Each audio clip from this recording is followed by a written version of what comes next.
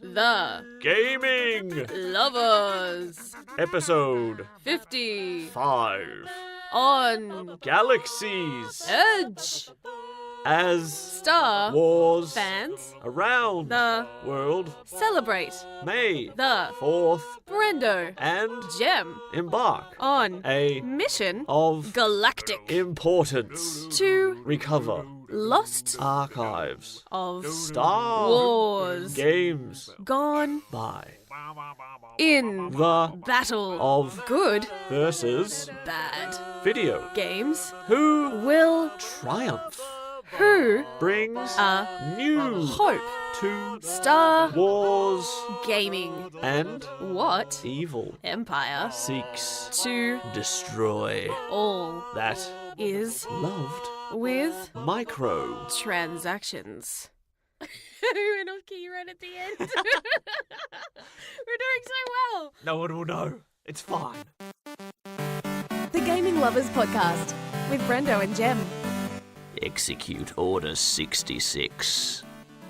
I would like 66 cheeseburgers, small fries, and a large Coca-Cola. Thank you. Says the Emperor. He's got to eat too. If we're starting to do voices, you're going to trigger my Jar Jar Binks voice, and I don't think anyone else wants that. Save that for later. We don't want to scare them off too early. Welcome to episode 55 of the Gaming Lovers Podcast. May the 4th be with you all. Yay! I'm Brendo. I'm Jem. And we are the Gaming Lovers. We are also big Star Wars nerds. Yes, we have been for years. We are freaking out a little bit because we are currently in Anaheim at the moment, and there's a lot of buzz around the Star Wars. Well, of course, Buzz is around. celebrations. He's in Toy Story. But also, with Galaxy's Edge about to open, Ooh. very excited. I mean, it's going to be like not until a little later on, but some of us, not all of us, half of us will be back for the grand opening. One half of us. Which one? Do we have to draw straws? Gee, I wonder. Tell you what, if you told a, 13-year-old Brendo that there was going to be a Star Wars theme park that he could enjoy, he would have a fluttering heart with excitement. That sounds right up my alley, and I'm not the one who's going. I'm sorry, hun. I'm so sorry that that's how it worked out with your leave. It is a shame. It really would have worked out if it had opened on May the 4th, Star Wars Day. It would make sense. It would make sense. It ran overtime a little bit, I suppose. Well, they never really said it would be opened in May. They kind of teased summer when they first made the announcements of when it would open. Well, we can't blame them. This episode would make more sense if it launched on the May the 4th as well. So we'll forgive them if they can forgive us. We're going to be talking all about our favourite and potentially our least favourite Star Wars video games, computer games, any sort of games. Games. We love games. So much. That's because we're the gaming lovers. Yeah. The Star Wars gaming lovers. We're going to be going through our favourites and also some of the series' less favourable, bit more disastrous entries, which we have some of them as well, and will forever be burnt into our memories. Han Solo. I'm Han Solo. That was not a clip. That was actually me singing. It and was it a was quite good. solo moment for the series. Well, let's not get there too quickly because we need to find out what we played in our last week in Australia in our Gaming Goals segment. Gaming goals. With gaming goals, we got gaming goals. Wowee! That was exceptional. Oh my goodness. Grab yourself a glass of blue milk. We're having our Gaming Goals segment in the cantina today.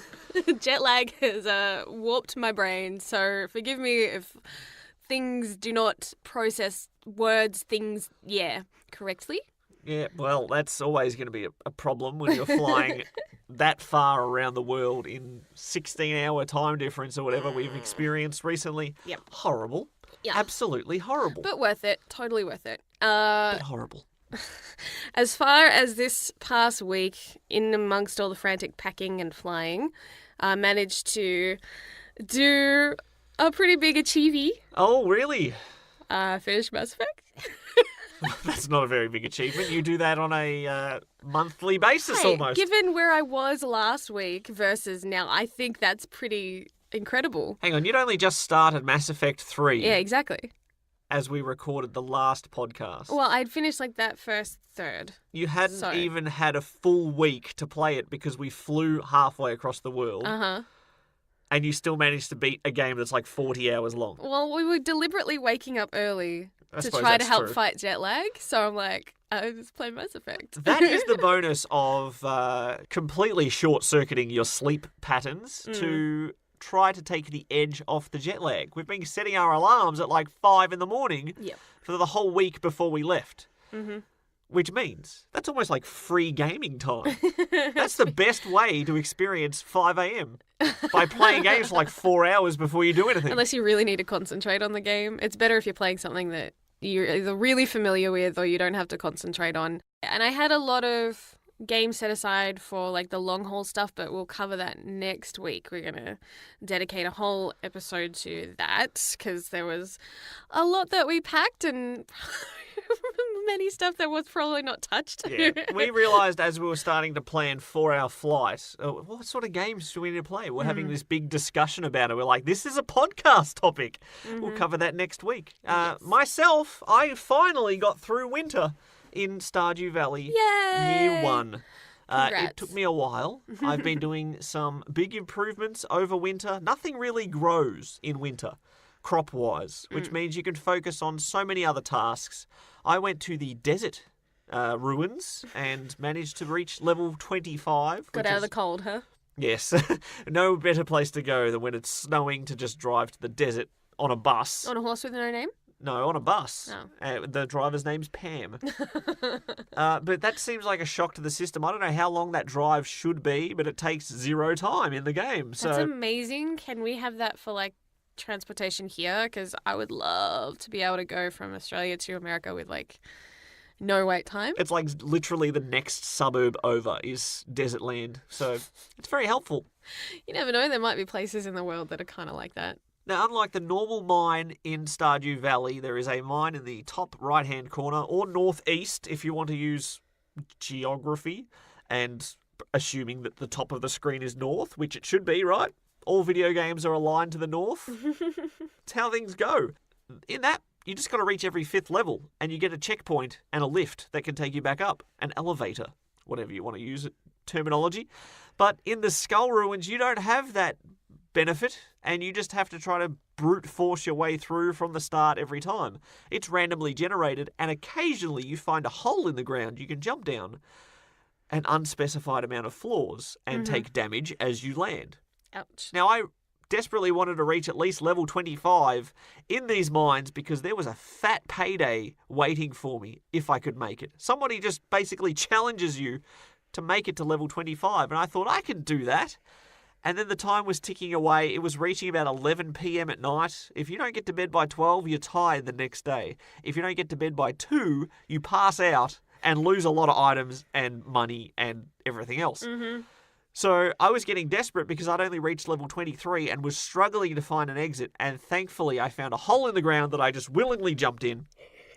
And everything was better in the world. Would not recommend that. Oh, well, broken legs, I can spend my 10 grand on the hospital bills. Oh, I broke my legs. I'll just use that to pay off my medical insurance. Perfect. But yes, like you did say, because you got ahead of me in Stardew Valley, things are a little bit different. It's not the same 12-month cycle. There are a couple of changes, new characters, new crops, always something new to do. And now I have pigs, so that is... Sorry, what? It sounded like you fell asleep. Am I boring you with my Stardew Valley Hang on, talk? let me do that again. That a bit better? Strangely, a little too better. I'm horrified. But apart from that, it hasn't been a very busy gaming week because we were busy planning and packing and getting all our affairs in order for this flights and our international trip, and with work and every other thing in the way. Plus, we didn't want to start any big games before we have to leave them for multiple weeks. Yeah. So we decided to just sort of keep it loosey-goosey this week in our gaming goals. I played Stardew Valley and that was it. That's all right, though, because we have got lots to talk about as far as our main topic, Star Wars, in case you totally missed the whole long-winded intro. I don't think they did. It's going to be up after this. Share the love. Like us on Facebook at facebook.com/The Gaming Lovers. Now, there are like a plethora of Star Wars games, so many, almost like a yearly basis since video games have been around and Star Wars has been around. There have been video games about Star Wars. There's definitely no shortage of them. And even if you're not a huge Star Wars fan, if you are still listening, first of all, thank you for enduring our stupidity. And secondly, there are still some incredible games that are set in the Star Wars landscape. You don't necessarily have to enjoy Star Wars to enjoy the gameplay aspects of some of these games. Yeah, for sure. I'm trying to think of like my earliest experience playing a Star Wars video game. And that was probably on the Nintendo 64. The pod racing. Star Wars Episode 1 Racer. Episode 1 Racer. And that was a lot of fun for a kid who loved Mario Kart to be able to then take that to like pod racing and customize and compete against friends. That was a good multiplayer and a decent kind of game based off a movie, but that wasn't like trying to just replay the story of the movie. Yeah, exact point that I was just making before is that this is a game that's just a solid racing game. And it doesn't matter if it's got a Star Wars coat of paint.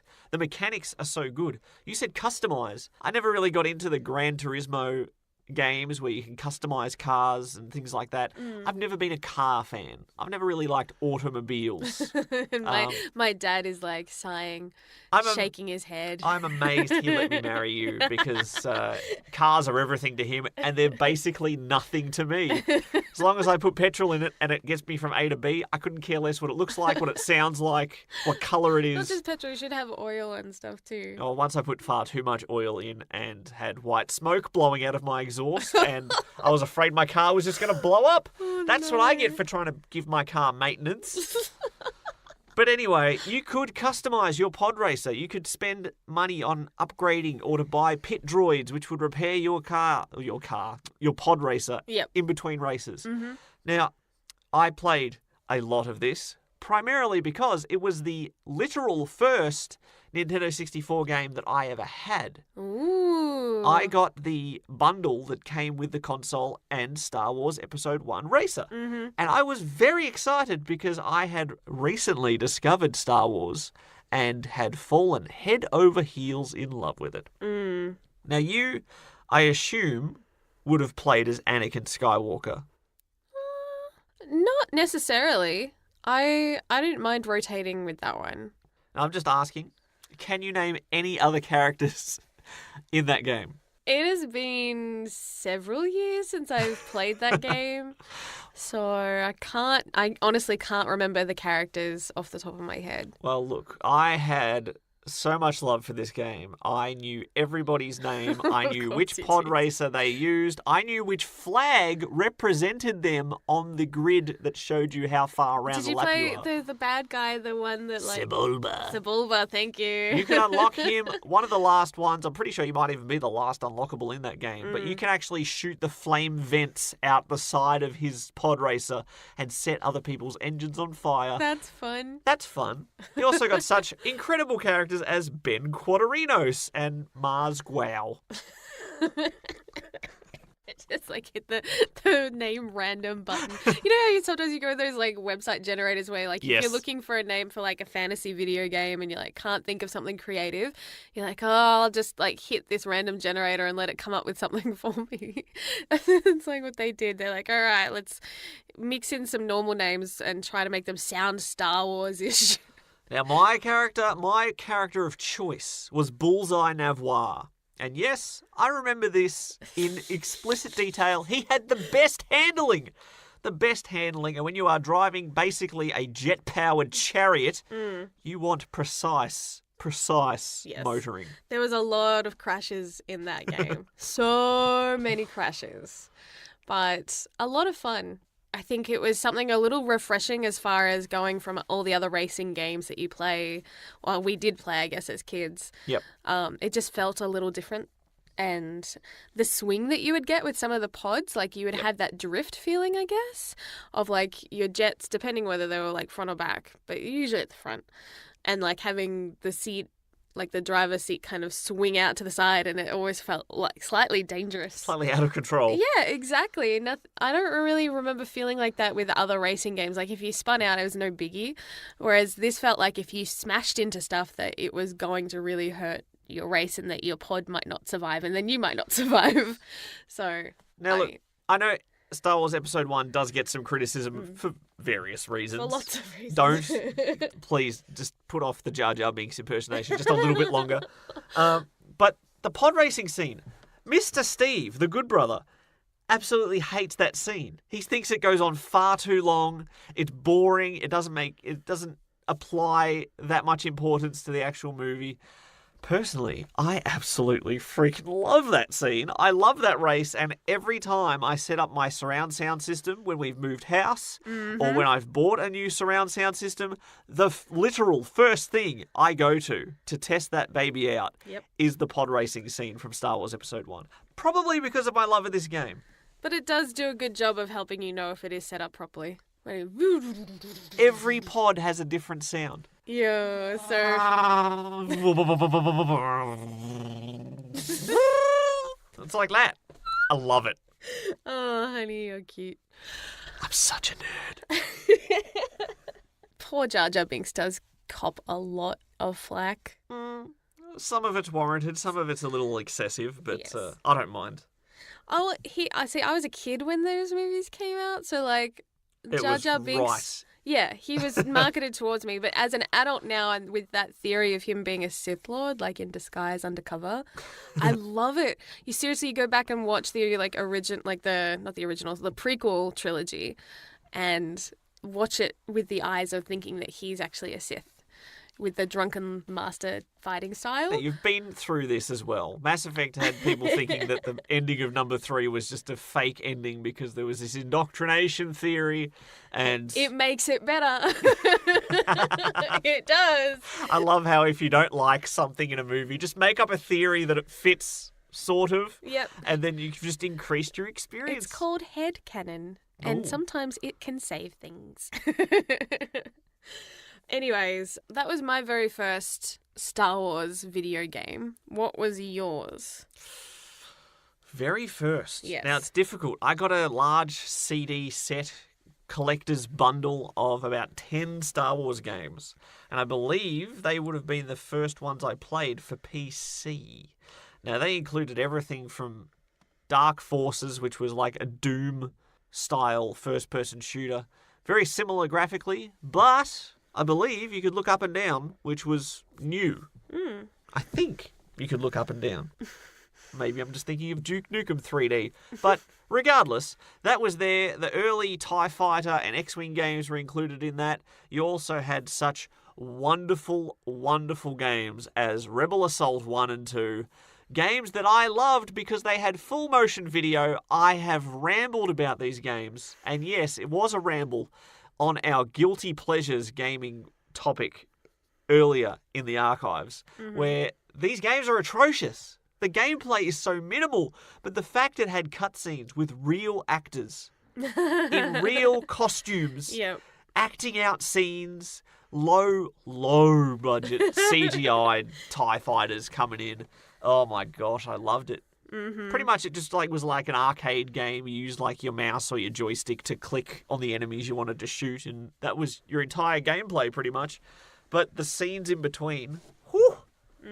But the early PC game I fell in love with the very most, to the point where I made my own comic book adaptation using grey lead and coloured pencils. It's so cute. And A3 pieces of paper folded in half, which made the comic about as fat as, like, 2 inches tall by the time you finished it. I don't know how they get real comics to stay so thin. I don't have the technology for that. Star Wars Dark Forces 2 Jedi Knight. Again, possibly because it had live-action cutscenes with real actors. But that game tells the story of Kyle Katarn, who became my favourite non-movie character for so many years. He's just a simple mercenary, gun for hire, former Empire employee, and then he goes on to be a good guy, and wouldn't you know it, his father was a Jedi, and of course he finds the lightsaber and just gets force powers because there's no need to train. There's no need to train for years. Got great control. No temptation. The Jedi Academy is just a waste of like 15 years of your life. Don't worry about that. You can take the short route to power. That usually leads to the dark side. Now, this was also one of the very first games I played that had a branching storyline because you could play as a good Jedi or a bad Jedi. And depending on how good or bad you were, certain characters lived or died. Some changed allegiances. You ended up with a different coloured lightsaber. And pretty great. I loved that game. I loved the fact it had force powers in a first-person shooter. It's a bit rough around the edges if you try to play it now. Very low polygon count. It was 3D graphics, which was all new and exciting. Mm-hmm. But, as we've explained, when you get to that first generation of 3D graphics, they do not age very well. And mind you, I did play this game through probably 2017, so I still enjoyed it. But, you know, I've had history with it. Nostalgia is important. And it was pretty great. Yes. Now, there are so many Star Wars games, this episode could go on for way too long. So in order to keep it more succinct, I'm going to keep it down to certain topics. So the next one, for each of us, we're going to talk about our worst experiences with a Star Wars game. There's been a couple. Before we get to the good stuff. There's been a couple. Let me just All right, clear. It's got to be the absolute worst. I've got one in mind. But it's not allowed to be the same as mine. Well, you go first then, because I've got two in mind. So you go first. That'll help narrow it down a little. So I think I share this with a lot of gamers. At least I hope so. As far as my worst experience with a Star Wars game would be the Star Wars Kinect. It seems to keep coming back to Kinect after, was it last week's episode? We were talking about the worst games ever. We've been dragging the poor Kinect through the mud. It's just trying to make people active and fight each other in the face with punching. In the face. Fight each other in the face. Unfortunately, we've established that motion controls don't work that well. And what was wrong with the incredible Star Wars Kinect? Oh my goodness.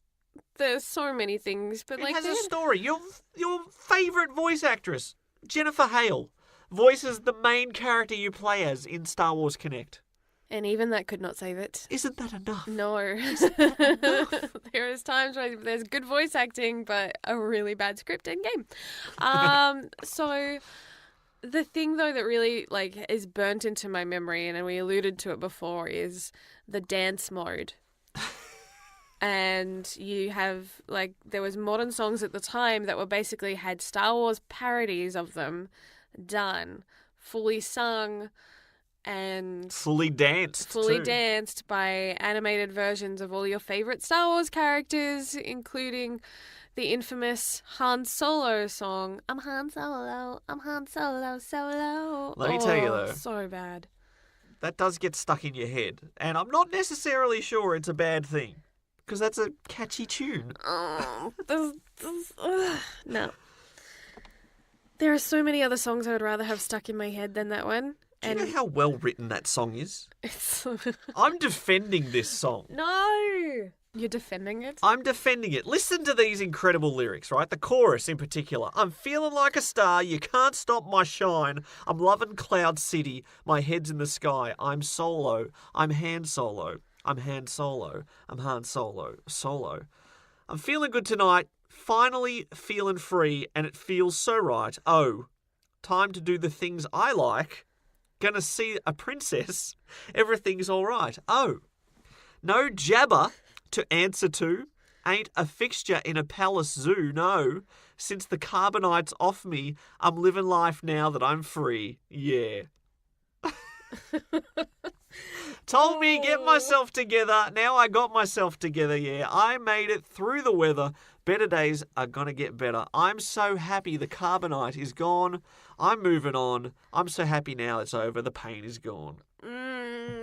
I'll be happy when that game is gone. Picking up my blaster, putting on my side. I'm jumping in my falcon, walking up my side. I'm solo. I'm Han Solo. All right, that's enough of that. Please stop. And that's just one of the many incredible songs.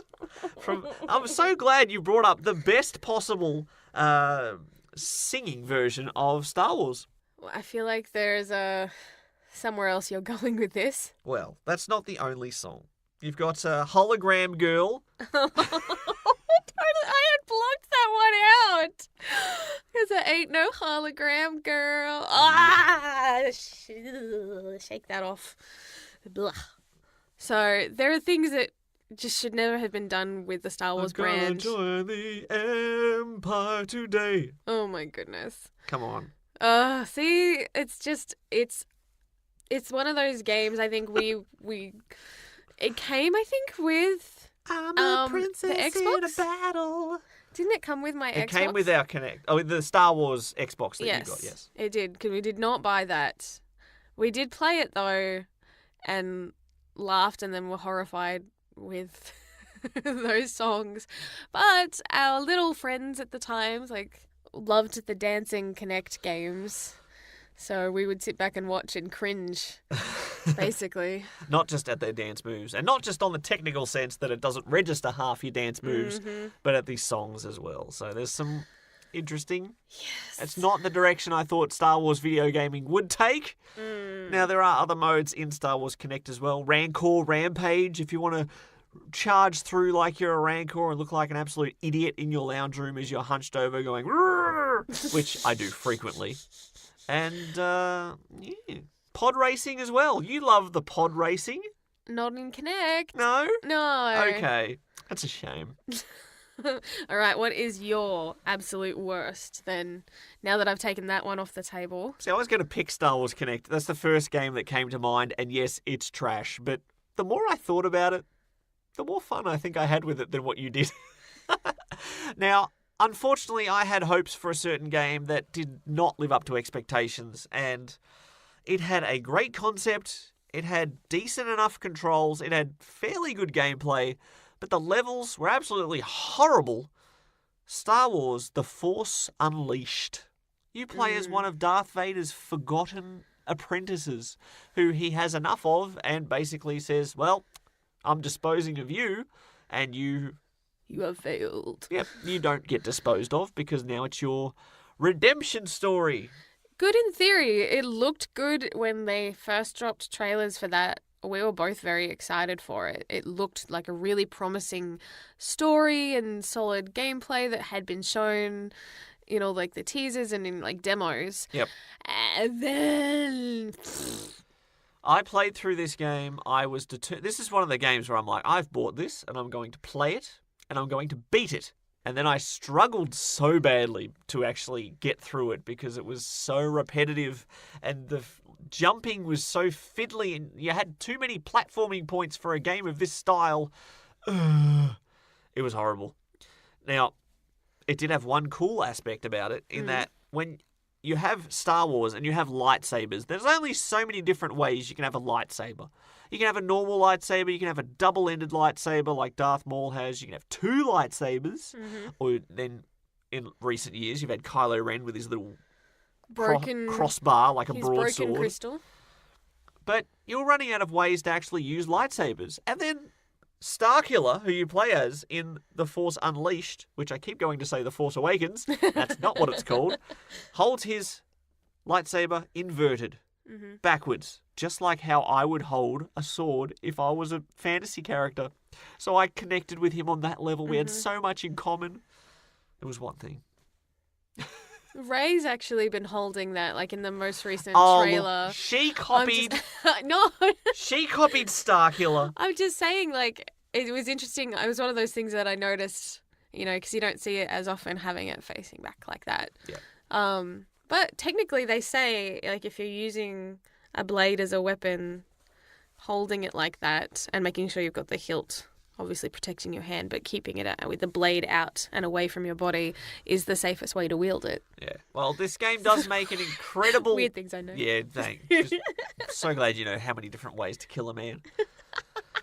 The most important thing about this game is it starts off on the best possible foot. You play as Darth Vader in the prologue with full force powers. He is a destructive powerhouse. You can chop off trees and throw them at people using the force. You can pick up Wookiees and just toss them like they're nothing. So much power, such a good introduction, and then the game just falls apart about 3 levels in. Yeah. And it never recovers from there. Even the sequel doesn't recover. You'd think they'd have time to correct their mistakes.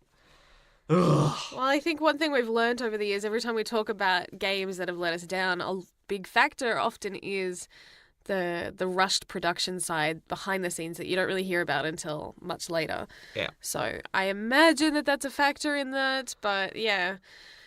It's just when there's so few Star Wars video games, you want them to be good. You're being silly right now. There are so many Star Wars video games that I have played that I forgot even existed before I looked at a list on Wikipedia.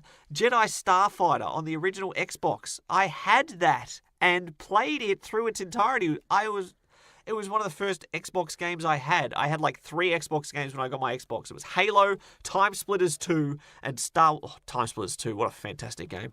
And Star Wars Starfighter, a first-person spaceship simulator. Spaceship Spimulator. Spimulator. Oh, Spimulator.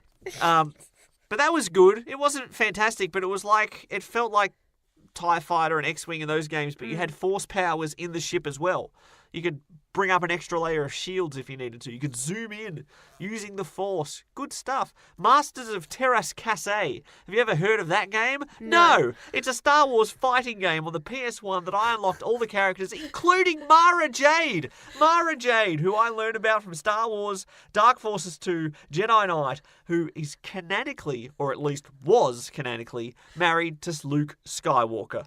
In the novels, until they got rid of the expanded universe. I was so excited that she was in that game. Ignore the fact those you're playing... games are now gone too because they're part of the expanded universe. No! Ignore the fact that you're playing a fighting game with lightsabers, and if you get hit, it doesn't matter because it's just a lightsaber. Just turn the volume down on that lightsaber. My goodness. Let me set it for stun.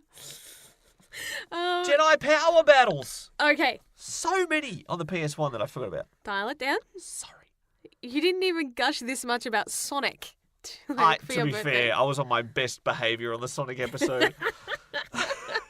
You're like, oh, who cares? I'm jet lagged. I'm in America. I'm gonna go, woo, Star Wars. So after the break, we're gonna talk about our absolute favourite Star Wars games of all time. After this. Okay. After this. Okay, give me a second. Okay, breathe. You're listening to the Gaming Lovers Podcast. Want to join the conversation? Visit thegaminglovers.com. Record your comment or question by clicking on the button on the right-hand side. And you could be featured in the next podcast.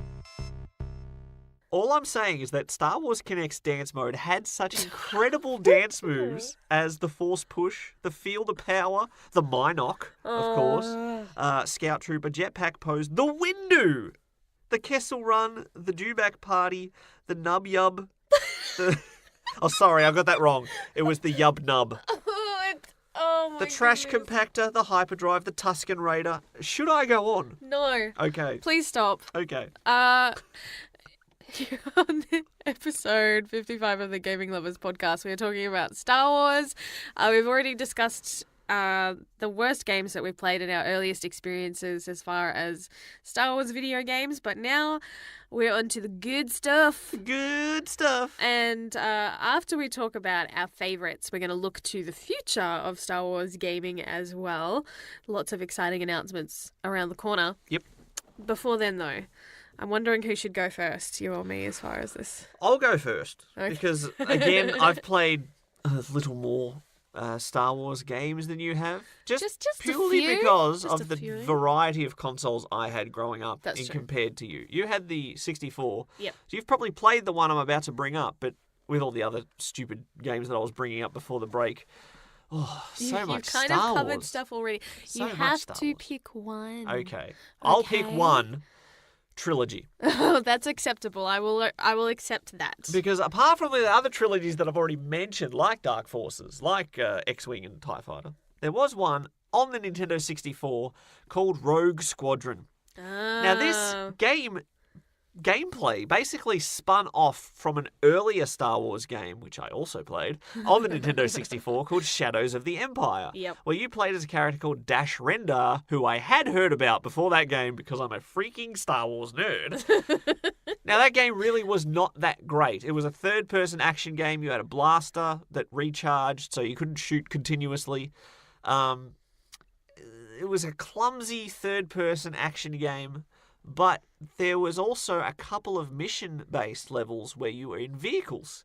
And one of those was the Battle of Hoth, which, of course, everybody knows. You've got AT-ATs, ATSTs, you're in a snowspeeder, you're trying to trip them up with your tow cable. Fantastic stuff. Everybody said, every review said, that was incredible. The rest of the game, not really great. It's the Star Wars Episode 1 of video games. But but that stuff was fantastic. So they said, okay, how about if we make an entire game out of that? And then they made Star Wars Rogue Squadron, where you played through an entire campaign, different vehicles, X-Wings, Y-Wings, B-Wings, A-Wings. They're all actual things. Don't look at me that way. I know. I know more than you think I know. It's not so much that you don't know it, you're just rolling your eyes at the fact that I'm going on my nerd tangents, explaining every You're detail. talking like a mile a minute going, Star Wars. Sorry. If That's you've played fine. Rogue Squadron, you would know how good it is. Because it is great.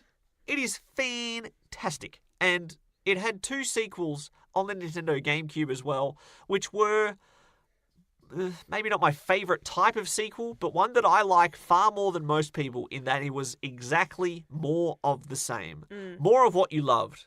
And even better, although we had original campaigns in these games, you also unlocked, if you did well enough on the main missions, you unlocked key battles from movies as well. Battle of Naboo, Star Wars, the Death Star Trench Run, the Battle of Hoth, which I'm sure you've already done before, but hey, it's back in Rogue Squadron form. Good stuff. The third game even had a co-op campaign which comprised of all the missions of the single-player campaign of the previous game, Rogue Squadron 2, which is pretty great. So, I loved it. You could even unlock weird unlockables using cheat codes. You could drive a Buick, which I didn't know what that was. It's an old-looking car. Yes. You can fly that in space and shoot TIE fighters with it. Why not? I have no idea why they included a Buick. So random. That seems more like something they would put in, like, Guardians of the Galaxy as, like, a weird, like, level, you know? So Not strange. Star Wars. I didn't know what it was, so I punched in the cheat code. You know, you got one for the Millennium Falcon, you got one for all this cheat sort of codes. stuff. And then a Buick shows up, and my dad walks in and goes, "What the heck are you playing? Why is there a car in space?" I go, "This is Star Wars." He goes, "That's not Star Wars." Oh, confusion reigns supreme. But I really like Star Wars Rogue Squadron. It's one of those games that I'm thinking about playing again, and I was thinking about it before this week rolled around and all the Star Wars fever, and you've just bubbled it up out of me. I'm sorry, and now you're far, far away from all your games. One of the factors of my rambling may have been I'm 2 coffees deep today, and that might be a factor. That will probably do it for you too. 0 points if you can guess what my favourite Star Wars game is. Star Wars Battlefront 2 with its 1,000 microtransactions. No. Okay. It was technically was supposed to be a trilogy. Very sadly, the third one got cancelled. And we're hoping, there's been rumours of it being revived. But anyway, before we get to that, Star Wars Knights of the Old Republic. A formative game in your gaming landscape. Absolutely. Transformed the way that I gamed and introduced me to the world of RPGs for the very first time. Got introduced to incredible voice actors like Jennifer Hale and Raphael Sabaj and so many others that are in those games. And I've been trying to weigh up, though, out of that series, whether the original Knights of the Old Republic or the Sith Lords, the sequel, which was not just BioWare but Obsidian. Mm-hmm. I'm like, I'm not sure which one I technically prefer the story for. Now that's I'm uncertain. That's one of those things. I was thinking the exact same thing. If I had to pick between the two games, my brain immediately goes, oh, Knights of the Old Republic 1, hands down. But then I think about Knights of the Old Republic 2 and I'm like, oh yeah, that was actually pretty good too, wasn't it? So revolutionary, really. And if you haven't played it, highly recommend them. You can even get a mobile version of the original KOTOR game, but there's finished versions of the Sith Lords on Steam where people have modded and dug up all the bits that weren't finished up. So definitely worth, I think, the playthrough. But the Sith Lords in particular, I think I'm leaning towards as possibly being my favorite of all time, because of just how different the story is revolving the protagonist. Yeah. And I don't want to go into spoilers for those who haven't played it before, but it's just so different. And the scale and the weight of what they had the potential to do is so different to any other Star Wars story ever. yeah, and not just Star Wars stories either. Stories in gaming. Now, Knights of the Old Republic 1 I love, and it had a light-dark scale where you could do good actions or do bad actions, and you went further along that scale, made those light powers or dark powers cheaper to use, basically. So you wanted to pick one, you wanted to stick to it and get the powers appropriately. Unfortunately, it was like early video gaming morality where option A is incredibly obviously a good choice. Option B is obviously a bad choice. Yep. Will you give the beggar money or will you kill him? It's basically how it came down to in that first game. Now, in the second game, there's a character who is a main story character called Kreia. Yeah. And she criticizes you anytime you venture away from neutral. If you do good things, she's like, oh, that's ridiculous. If you do bad things, she's like, stop that, come back this way. She wants you to be sort of neutral. And you're like, why would I ever want to be a neutral Jedi? That's so strange. But Knights of the Old Republic 2 was where they first implemented shades of grey in morality choices in video games. Yeah. To the point where you're like, I don't even know what the good option is in this decision. Yeah. Again, not to give away too much, but there's one in particular scene that just, man, resonates with me. And I'll just find myself thinking about how great it is. Every year I think about this one scene because it's the perfect example of a morally grey dilemma. Yeah. You are on a high-tech planet called Nar Shaddaa, and beggars come up to you and ask you for money. So, of course, what's the good option? What's the bad option? Do you give them money? Sure. Then they can feed themselves. Perfect. Or you can say, no, thank you. Get away from me. Kreia shows you a vision of the future if you give them money or not. And if you give them money, they go around the corner. Spoiler alert. But what do you do? If you give them money and they go around the corner and get mugged and stabbed by a stronger beggar, is that the good thing to do? Or do you say to them, sorry, I'm not giving you any money? And then they live another day. Is that the bad thing to do? I don't know. It's tricky. And that is why KOTOR 2 has so many more layers to its onion. You know what I think about that particular dilemma? Because I think we've discussed this one at length. Just in a, what would you do? And I personally, I believe in trying to do the right thing because you don't know what's going to happen once you do that. You can only decide how you react and engage in a certain situation. You can't control the actions of other people outside it. If you knew that giving them money was going to get them killed, if you had that foreknowledge and then you gave them money, then that would come across as more evil, yes? Yes. But if you don't know that... But in this example, you do have the foreknowledge. No, she shows you that after you do it. She doesn't show you beforehand. No, she does. Nuh-uh. I thought she did. Nuh-uh. Okay, never mind. She tells you afterwards. And then you're like, what did you tell me afterwards? Okay, well, you've played it more recently than I have. I love it. What's really important about this is that if you do want to be evil, you can use your force powers to tell the beggar to give you all the money he has and then jump off a building. So that one's a little more clear-cut. Definitely evil. Because every country in the world has its beggars.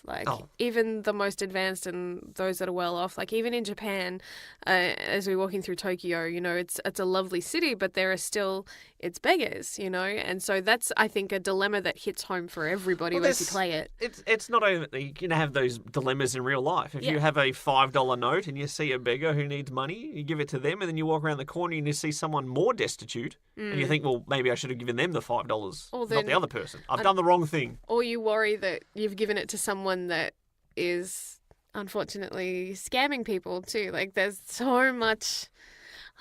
Anyways, that's such a deep subject. We're veered off from Star Wars. But yeah, it's interesting that you have video games that are just going from like fun races and things like that to actually being thought-provoking, Yeah. challenging where you stand and why you're choosing to be either, you know, light side or dark side. Mm-hmm. Not just, pick a side, be a Sith or be a Jedi. Yeah. It's why are you making these decisions? Yeah, it asks, Kreia in particular asks you, what are you trying to gain out of this? Mm-hmm. Like, what is the point? Mm-hmm. And that makes you think another level up than what you normally would. Yeah. That's very... Such a good game. It's everything that I love in games and probably didn't even realise what I was looking for at the time. Yeah. But narrative choices, a great story, great characters, Mm-hmm. thought-provoking, like you said, and it's Star Wars, baby! And HK-47, meat bags. One of the Possibly- best droids ever. One of the best characters ever. Easily. So when everyone like argues about the best droids from the Star Wars universe and they're talking about, you know, R2-D2, BB-8, and then in Rogue One, K2SO, voiced by Alan Tudyk, who did an incredible job and easily like had me like competing for like top spot as droid. But HK-47 still for me is the number one droid in the Star Wars universe across the board, video games and movies. Well, if you've seen any Star Wars movie where someone buys a droid, it's simple. You just buy a droid and they obey you. Right? Nothing like having an assassination droid that doesn't follow orders. Now, unfortunately, HK does have some of his memories locked away, which means all his more important powers are locked away as well, unless you can repair him, or at least attempt to. But he is not exactly the most obedient droid, and during every possible situation, he will bring up a suggestion of his own on how to solve the problem, usually involving wanton murder and destruction. Yes. And if you do play as like a dark side, like Sith Lord, very evil decisions, then he will love you.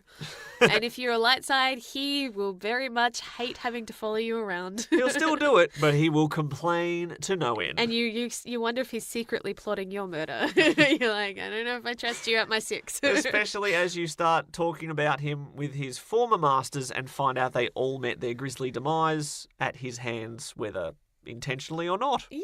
And you're like, maybe I have invested poorly. Like, how do I disable you? Where's the off switch? I probably wouldn't try that. Probably, Might shoot you. probably end up in your off switch. Anyways, so that is my favorite Star Wars game, and I'm so sad that number 3 never got made. But there were whispers of talks of potentially revisiting that.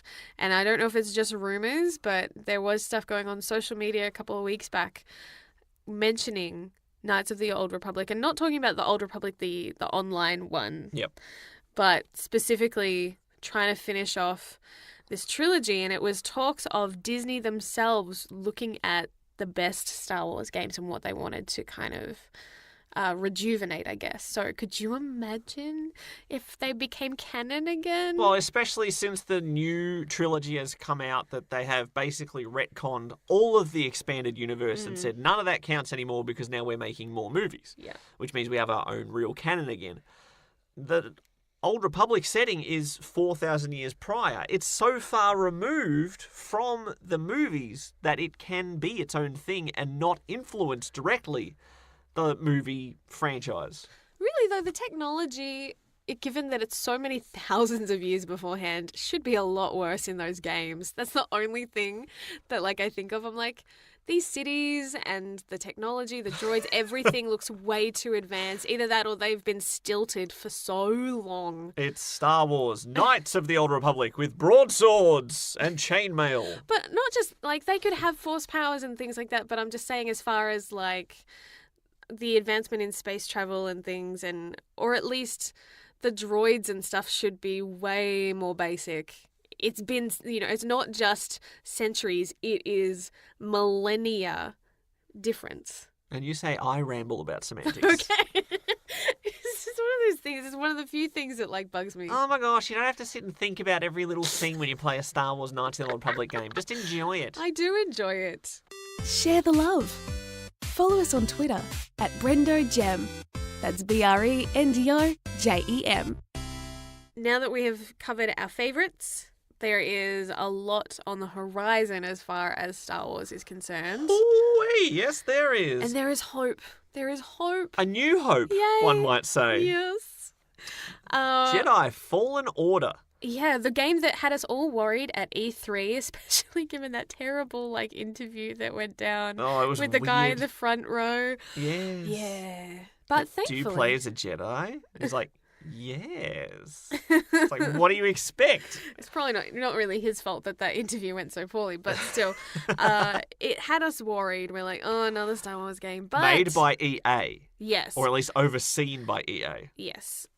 But the game itself was predominantly made long before EA came and kind of put their claws on it. So hopefully it remains microtransaction free, which is what they have promised so far. They have tweeted out, single player game, no microtransactions, and we'll keep it that way. Yay! Now, Respawn Sing Entertainment, hallelujah. does that have a version of that song on Star Wars Connect as well? No. You're singing. Oh, okay. Respawn Entertainment, who made the fantastic Titanfall 2, which had one of my favourite campaigns of this generation, single player campaign. Mm. I have hope then. I have a new hope in this Star Wars single player game. And he We plays are a hyped. Jedi, man. How can you get that wrong? Seriously. Ignore the ones that we talked about. So many ways that There you were could get that so wrong. many games where I you think got that we've wrong. got a catalogue of evidence of how you can screw it up. But there are plenty as well of successful, great games. So at least it balances out. There is balance in the force. Oh, sorry, getting cheesy. So yeah, we are very much hyped for Jedi Fallen Order and hoping that one goes well and hoping that EA will let it be, And hoping it's enough of a success that EA then go, okay, we can actually make a decent amount of coin or Galactic Republic credits. What is it? Credits. Republic credits? You think I accept Republic credits? That they will reanalyze that single player games. People are cheering in the streets like it's a Star Wars parade at the end of a movie. I mean, people are celebrating the fact that they're making a single player Star Wars game. Mm-hmm. Surely that should tell you something, right? As a developer, as a publisher, surely that much good faith, if you make a couple of good single player games, that you will show that, yes, we are still interested in our fan base. Yes. I think it would be nice to have a bit of both, have the games that have the multiplayer and all that comes with it, but then also don't completely disregard single player campaigns. So a bit of both. It keeps everybody happy rather than kind of cutting off one section of fans.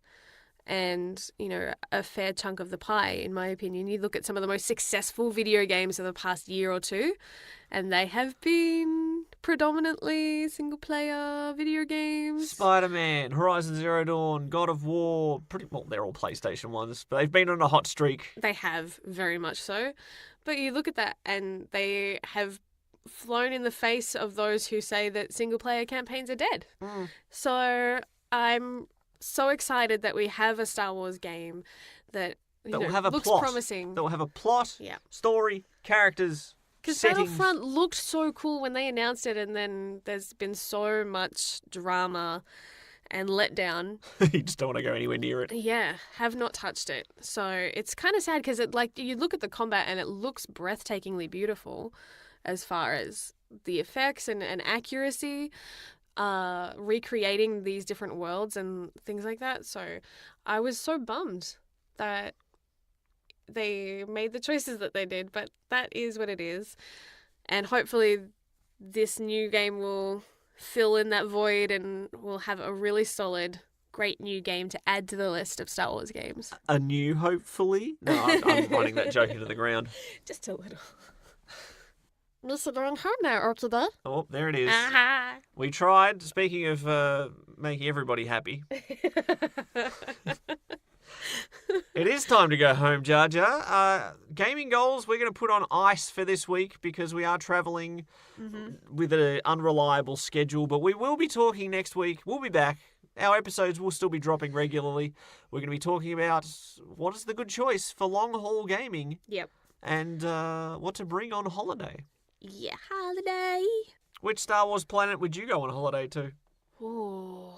Isn't it weird how people like the beach, but they don't like the beach without the water? Tatooine, you put a lake on there, bloody beautiful. It's like a beach planet. But unfortunately, it has no water, so it's just a desert instead. People don't like deserts. People like beaches. I don't understand. Maybe you need the water. You need the combination of the two. Because Tatooine, I mean, if you needed to get a tan, you could do that in like an hour. Well, it's got two suns. That's probably why. We get you from both sides at the same time. Dantooine. Okay.